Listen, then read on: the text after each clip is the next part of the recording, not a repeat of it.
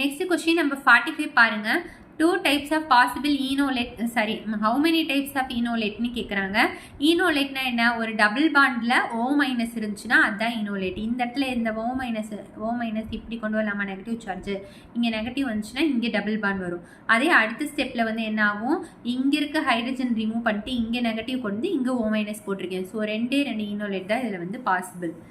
அதுக்கடுத்து பாருங்க, indicate the type of pericyclic reaction following conversion கேட்குறாங்க.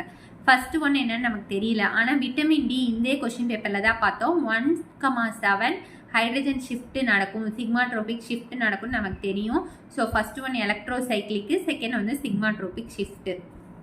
அதுக்கடுத்து பாருங்க, ஸ்ட்ராங் ஆசிட் ஆல்ரெடி இதே கொஸ்டின் பேப்பரில் தான் பார்த்தோம். SBFI இன் HF மறக்கவே கூடாது. அடுத்து coordination number of iron and cytochrome சியில் வந்து அயனோட கோஆர்டினேஷன் நம்பர் வந்து 6. பயோ இன்ஆர்கானிக் நல்லா படிச்சு வச்சுக்கோங்க.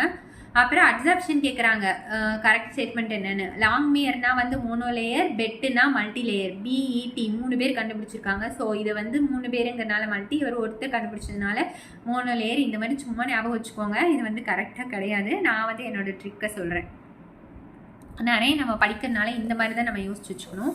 அடுத்து இதோட லாஸ்ட் கொஸ்டின் பார்க்கலாம். Band theory. பேண்ட் தியரியில் என்னன்னு பார்த்தீங்கன்னா, இப்போ இது வந்து ஒரு நார்மல் பேண்டு, ஓகேங்களா? Intrinsic semiconductor. வேலன்ஸ் பேண்ட் வந்து கீழே இருக்கும், கண்டக்ஷன் பேண்ட் வந்து மேலே இருக்கும்.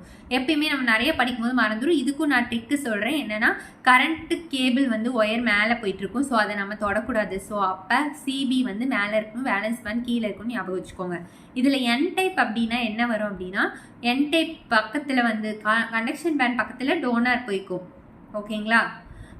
இப்போ இதை எப்படி ஞாபகம் வச்சுக்குவேன் அப்படின்னு பார்த்தீங்கன்னா, நம்ம என் டைப்பை என்ன வந்து நோன்னு வச்சுக்கோங்க. கண்டக்ஷன் பேண்ட் பக்கத்தில் வந்து நம்ம போகக்கூடாதுன்னு சொல்லுவோம். ஸோ அது கண்டக்ஷன் பேண்ட் பக்கத்தில் இருந்துச்சுன்னா அது வந்து என் டைப்பு.